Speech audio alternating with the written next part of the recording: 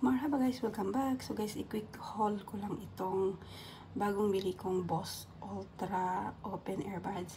So itong dalawang ito guys is nabili namin ni Bossing, tig-iisa kami noong July 26, 2024. And then ngayon is October 16.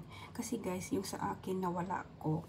So ito yung old namin or old ko or unang nabili ko. 1,199 sa Virgin Megastore. At ito yung kay Bossing. Kasi nilalagyan ko yan ng pangalan. And then, nilagay ko yan dyan para makita nyo. Kasi guys, kasi nga 2 days ago nawala yung sa akin. Bumili ulit ako. Mga 3 months lang ba? Hindi ko talaga ano guys. Kasi maiwasan na wala ko siya talaga. Hindi ko naman iwala. Nalagay siguro yun sa tissue. Hindi ko talaga alam guys kung anong nangyari. But anyway, ito na siya. Ayan. Sa Virgin pa din namin binili. Anyway, ayan. Nainis talaga ako. So, ganito ko na lang. So, na-open ko na ito yung charger niya. And ito yung, bumili na din ako ng cover ng same na nabili ko dati. So, nilagay ko na siya dyan. Ginarge ko.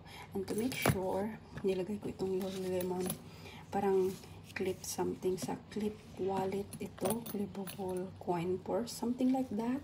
Pero pag nag-available yung parang never kilos ring sa Lululemon, bibili talaga ako yung real one, charot, para hindi ko talaga mawala na. Ayoko na guys, hindi ko na kaya mawalan pa, charot. Anyway, ayan siya as of now. And then itapon na natin itong dalawa na to para hindi mag-mix. Kasi ang tawag doon, tinatapon namin yung box guys after a year. Pag natapos na yung warranty. Pag wala na yung warranty, hindi ko din naman kailangan na ito kasi nawala na nga yung ano ko, yung ano nito. So itapon ko na lang ito, di ba? Hindi din naman natin magamit. So ayun.